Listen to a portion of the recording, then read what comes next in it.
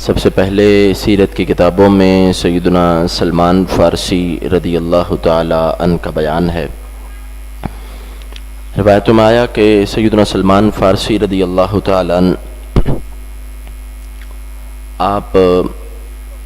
ایران کے رہنے والے تھے۔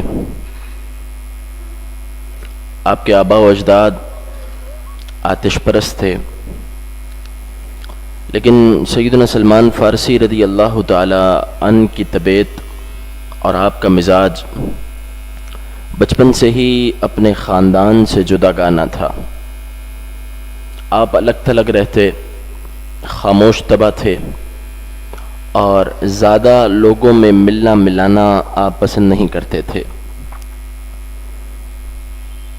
آپ کی یہ کوشش اور خواہش تھی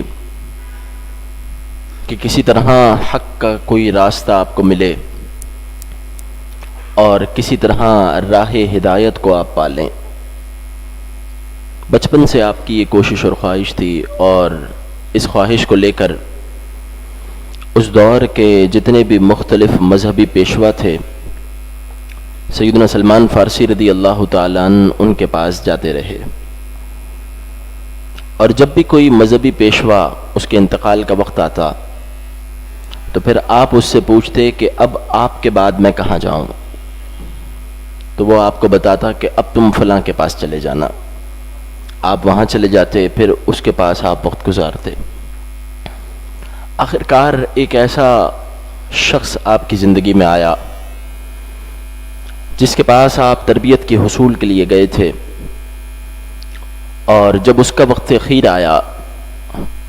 تو آپ نے اس سے بھی یہی سوال دہرایا کہ اب آپ کے بعد میں کہاں جاؤں۔ تو اس شخص نے آپ سے یہ کہا کہ بیٹا، بات یہ ہے کہ میرے بعد مجھے کوئی ایسا شخص نظر نہیں آتا کہ جس شخص کے پاس تم جا کر اپنی ہدایت کی راہ کو آسان کر سکو، لیکن اتنی بات ہے، جو علم مجھے پچھلی کتابوں سے ملا ہے وہ علم مجھے یہ بتاتا ہے کہ نبی آخر الزمان صلی اللہ تعالی علیہ وسلم کے ظہور کا وقت آن پہنچا ہے، اور تم اگر مدینہ منورہ چلے جاؤ تو یہ وہ مقام ہوگا کہ جہاں نبی آخر الزمان صلی اللہ تعالی علیہ وسلم ہجرت کر کے تشریف لائیں گے۔ روایتوں میں آیا کہ سیدنا سلمان فارسی رضی اللہ تعالیٰ عنہ آپ مدینہ شریف جانے والے قافلوں میں شامل ہو گئے، لیکن جو لوگ آپ کو اپنے ساتھ لے کر جا رہے تھے، جو اہل قافلہ تھے، انہوں نے راستے میں آپ کے ساتھ بدعہدی کی، خیانت کی، اور آپ کو غلام ظاہر کر کے یہودیوں کے ہاتھ بیچ دیا۔ سیدنا سلمان فارسی رضی اللہ تعالیٰ عنہ آزادی کی زندگی سے غلامی کی زندگی میں آ گئے، لیکن آپ کو غلام بنانے کے بعد شہر مدینہ لایا گیا۔ جب آپ نے اس شہر کے آثار کو دیکھا تو شہر کے آثار وہی بتا رہے تھے جو نشانیاں اس مذہبی پیشوا نے اس شہر کی بتائی تھیں۔ اس شخص نے یہ بتایا تھا کہ جہاں وہ نبی آخر الزمان صلی اللہ تعالی علیہ وسلم جلوہ افروز ہوں گے، اس مقام کی نشانی یہ ہے کہ وہ مقام دو پہاڑوں کے درمیان ہے، اور وہاں کھجوروں کے بکثرت درخت ہوں گے۔ سیدنا سلمان فارسی رضی اللہ تعالیٰ عنہ غلامی کی زندگی میں تو آ گئے، لیکن آپ نے شہر مدینہ کو اس کے آثار سے پہچان لیا۔ آپ بڑے خوش ہوئے کہ مطلوبہ مقام تک میں پہنچ گیا ہوں، اب نبی آخر الزمان صلی اللہ تعالی علیہ وسلم کا دیدار بھی ہو جائے گا۔ کہا، دن گزرتے رہے، سیدنا سلمان فارسی رضی اللہ تعالیٰ عنہ حضور نبی اکرم صلی اللہ تعالی علیہ وسلم کے انتظار میں مدینہ منورہ میں موجود ہیں۔ بظاہر غلامی کی زندگی ہے، لیکن دل بے قرار ہے تاجدار ختم نبوت صلی اللہ علیہ وسلم کی غلامی کو اختیار کرنے کے لیے۔ ایسے میں مدینہ منورہ میں شور ہوتا ہے، مدینہ منورہ میں حضور علیہ الصلاۃ والسلام کی آمد کی خبر پھیل جاتی ہے، اور ایک عجیب سا سما اور عجیب سی کیفیت بن جاتی ہے۔ آپ باغ میں کھجوریں توڑ رہے تھے کہ آپ کے کانوں پر بھی آواز پڑی کہ نبی آخر الزماں صلی اللہ تعالی علیہ وسلم ہجرت فرما کر مدینہ شریف جلوہ افروز ہو گئے ہیں۔ سیدنا سلمان فارسی رضی اللہ تعالیٰ عنہ آپ جلدی سے نیچے اترتے ہیں اور دوڑ کر اس خبر دینے والے کی طرف جاتے ہیں۔ آپ کا مالک آپ کو دیکھ لیتا ہے، وہ یہودی تھا، حضور نبی اکرم صلی اللہ تعالیٰ علیہ وسلم سے یہود و نصارہ کی جو عداوت اور دشمنی ہے وہ آج کی نہیں ہے، صدیاں پرانی ہے۔ حضور نبی اکرم صلی اللہ تعالیٰ علیہ وسلم کے بارے میں جب آپ نے ان لوگوں سے سنا، آپ دوڑ کر اس کی طرف گئے تو آپ کا آقا جو یہودی تھا وہ یہ کہنے لگا کہ تجھے کیا پڑی ہے، تجھے اس بات سے کیا غرض، تو اپنے کام سے کام رکھ، تیرا اس معاملے سے کوئی لینا دینا نہیں۔ سیدنا سلمان فارسی رضی اللہ تعالیٰ عنہ آپ اس وقت وہاں سے جلوہ افروز ہو گئے۔ ایسے میں جب آپ ان لوگوں سے یہ پوچھ رہے تھے کہ کیا بات ہو رہی ہے نبی آخر الزماں صلی اللہ تعالیٰ علیہ وسلم کے حوالے سے، تو ایک روایت میں یہاں تک آیا کہ آپ کے یہودی آقا نے آپ کو منہ پر ایک زوردار تھپڑ رسید کیا، کہا تیرا اس معاملے سے کوئی لینا دینا نہیں، تو اپنے کام سے کام رکھ۔ سیدنا سلمان فارسی رضی اللہ تعالیٰ عنہ انتظار کئی دنوں سے کر رہے تھے، اور اس نبی آخر الزماں صلی اللہ تعالیٰ علیہ وسلم کے دیدار کے لیے اپنا آپ بھی فروخت کر دیا تھا، بکتے اور بازار میں فروخت ہوتے ہوتے مدینہ طیبہ پہنچے تھے۔ اب جب کانوں نے یہ آواز سن لی کہ حضور نبی اکرم صلی اللہ تعالیٰ علیہ وسلم جلوہ افروز ہو گئے ہیں، دل اور بے قرار ہو گیا۔ محبوب کریم علیہ الصلاۃ والسلام سے ملاقات کی اجازت آپ کا آقا آپ کو نہیں دیتا تھا، لیکن روایت میں آیا کہ ایک دن ایسا ہوا کہ محبوب کریم علیہ الصلاۃ والسلام آپ کسی مقام پر جلوہ افروز تھے، تو سیدنا سلمان فارسی رضی اللہ تعالیٰ عنہ حضور نبی اکرم صلی اللہ تعالیٰ علیہ وسلم کی بارگاہ میں کسی طرح حاضر ہو گئے، کھجوریں ہاتھ میں ہیں، اور حضور نبی اکرم صلی اللہ تعالیٰ علیہ وسلم کی بارگاہ میں عرض گزار ہوئے کہ یہ صدقہ ہے، قبول کیجئے۔ محبوب کریم علیہ الصلاۃ والسلام نے وہ جتنی بھی کھجوریں تھیں وہ اپنے صحابہ میں تقسیم فرما دیں، آپ نے خود ان میں سے ایک بھی تناول نہیں فرمائی۔ تو مذہبی رہنما اور مذہبی پیشوا نے جو نبی آخر الزماں کی نشانیاں بتائیں تھیں، اس میں سے ایک نشانی یہ تھی کہ وہ صدقہ خود نہیں کھائیں گے۔ محبوب کریم علیہ الصلاۃ والسلام نے وہ تقسیم فرما دیا۔ سیدنا سلمان فارسی رضی اللہ تعالیٰ عنہ کا دل مچل جاتا ہے کہ ایک نشانی پوری ہو گئی، پھر وہاں سے چلے گئے۔ اگلی مرتبہ پھر حاضر ہوئے اور پھر کھجوریں ہاتھ میں ہیں، عرض کرتے ہیں یہ ہدیہ ہے، قبول فرمائیے۔ محبوب کریم علیہ الصلاۃ والسلام نے آپ نے وہ ہدیہ قبول فرمایا، خود بھی تناول فرمایا اور صحابہ میں بھی تقسیم فرمایا۔ سیدنا سلمان فارسی رضی اللہ تعالیٰ عنہ آپ دل ہی دل میں بہت خوش ہو جاتے ہیں کہ دوسری نشانی بھی پوری ہو گئی، اب تیسری نشانی باقی تھی، لیکن اس تیسری نشانی کے اظہار کے لیے الفاظ کیسے ملیں، اس بارگاہ میں عرض کیسے کیا جائے کہ میں تیسری نشانی دیکھنا چاہتا ہوں، اس کی تو کوئی صورت نہیں بنتی۔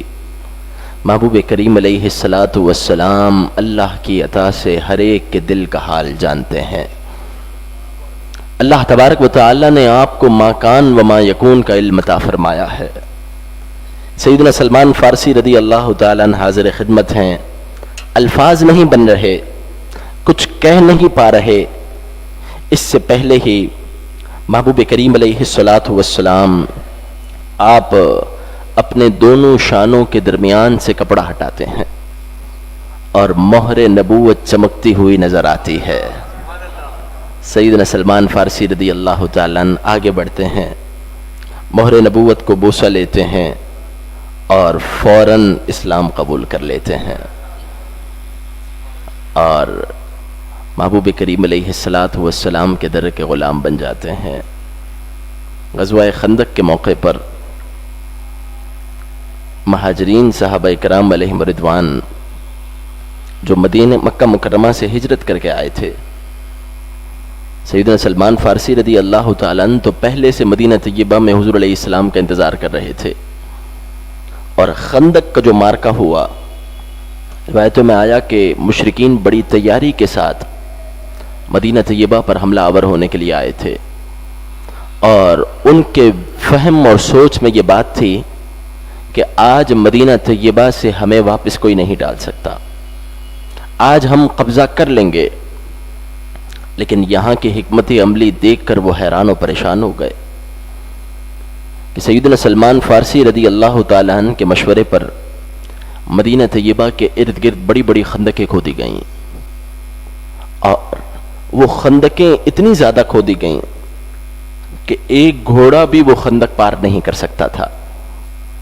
اگر کوئی سوار بھی وہ خندق پار کرنا چاہتا تو وہ بھی خندق میں گر جاتا۔ کہا یہ کیسا نظارہ ہے؟ یہ سیدنا سلمان فارسی رضی اللہ تعالیٰ عنہ کے مشورے پر محبوب کریم علیہ السلام نے یہ عمل فرمایا۔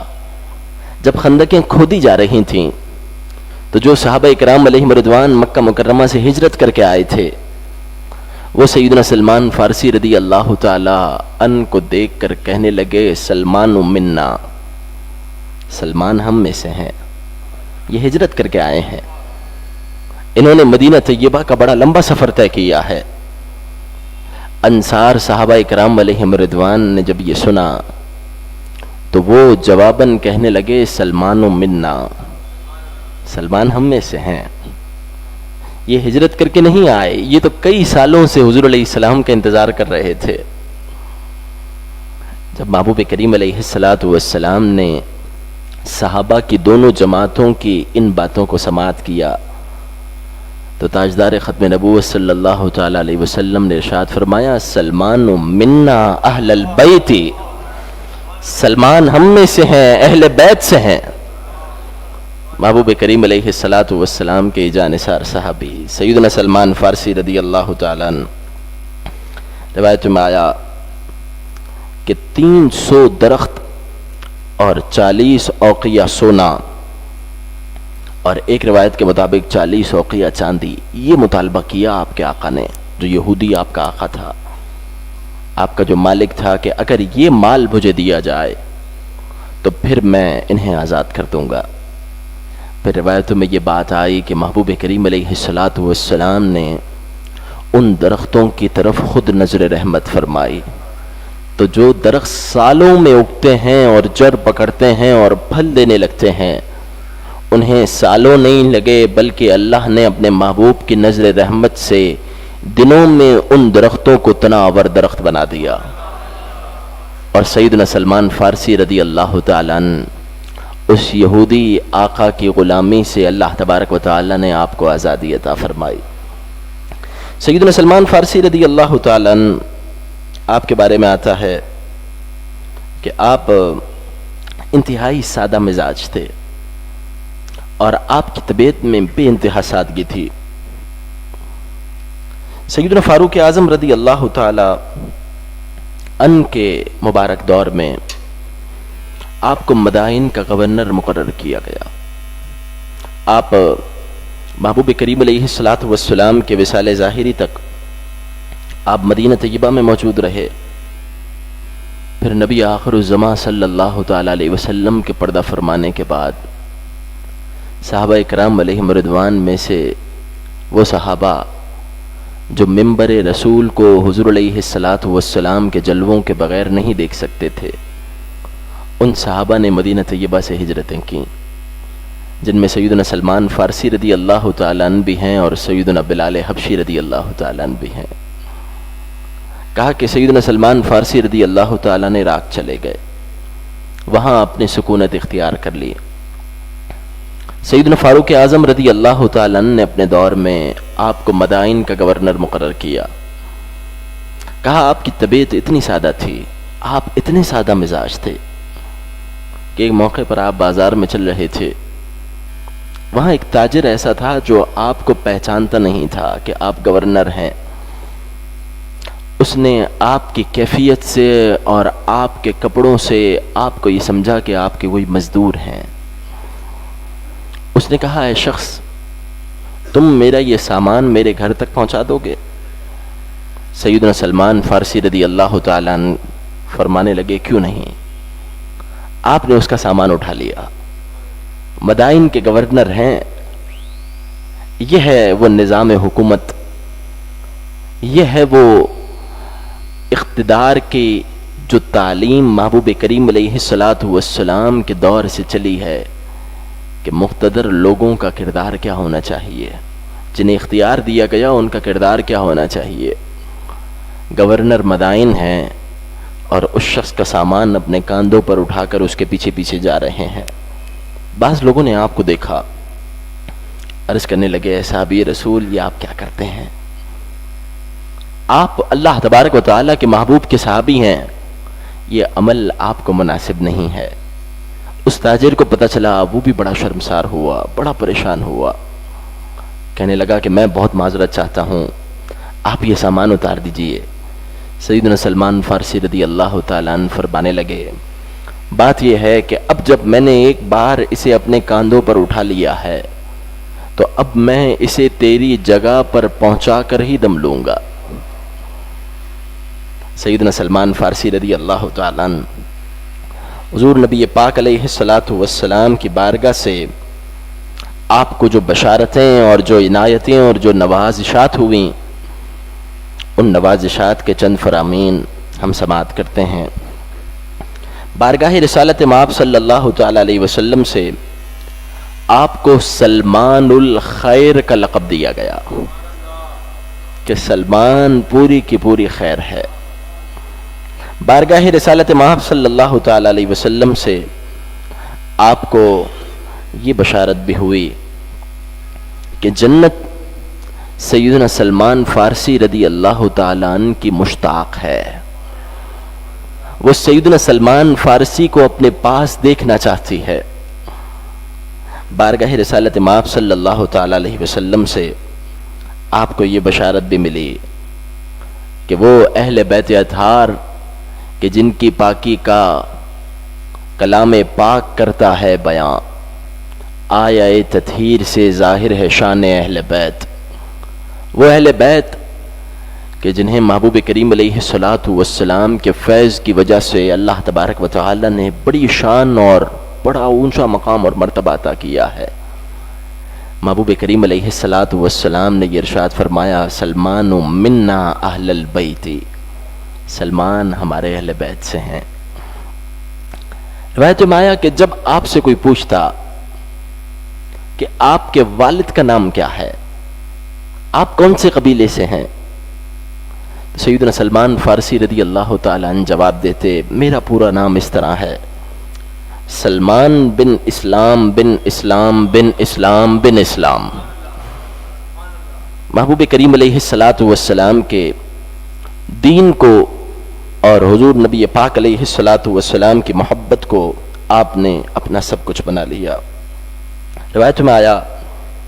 کہ 10 رجب المرجب سن 33 ہجری یا ایک روایت کے مطابق 36 ہجری، 10 رجب المرجب 33 یا 36 ہجری کو آپ کا وصال مبارک ہوا۔ آپ کوشش کریں سیدنا سلمان فارسی رضی اللہ تعالیٰ عنہ کے یوم پاک میں آپ اہتمام کریں، فاتحہ دلوائیں اور اپنے بچوں کو، اپنے اہل و عیال کو آپ یہ مبارک سیرت یاد کر کے انہیں سنائیں کہ حضور نبی اکرم صلی اللہ تعالیٰ علیہ وسلم کے جانثار اس طرح کمال درجے اور بلند و بالا حیثیتوں کے مالک تھے۔ 10 رجب المرجب آپ کا مزار پر انوار عراق کے شہر مدائن میں ہے، بغداد معلیٰ سے تھوڑے فاصلے پر آپ کا مزار پر انوار ہے۔ آج جس مقام پر آپ کا مزار پر انوار ہے اس مقام کو مدائن کہا جاتا ہے، اور اکثر عراقی لوگ اس جگہ کو سلمان پاک کہتے ہیں، سیدنا سلمان فارسی رضی اللہ تعالیٰ عنہ کی نسبت سے سلمان پاک۔ اللہ تبارک و تعالیٰ سیدنا سلمان فارسی رضی اللہ تعالیٰ عنہ کی خصوصی نظر عنایت ہم تمام کو عطا فرمائے، اور سیدنا سلمان فارسی رضی اللہ تعالیٰ عنہ نے تاجدار ختم نبوت صلی اللہ تعالیٰ علیہ وسلم کے دیدار کے لیے اور آپ کے غلامی کو اختیار کرنے کے لیے جو صعوبتیں برداشت کیں، جو تکالیف برداشت کیں، جس طرح سفر کیا، اللہ تبارک و تعالیٰ ان کے صدقے سے ہمیں بھی دین اسلام کے لیے قربانیاں دینے کی توفیق عطا فرمائے۔ 5 ہجری میں یہ جو معاملہ ہوا تھا، آپ کے آقا نے جو مال کا مطالبہ کیا تھا، روایت میں آیا یہ مال 5 ہجری میں اس شخص کو، اس یہودی کو دیا گیا، اور دنیا کی غلامی سے آزاد ہو کر ساری زندگی اللہ اور اس کے رسول علیہ السلام کی غلامی میں آ گئے۔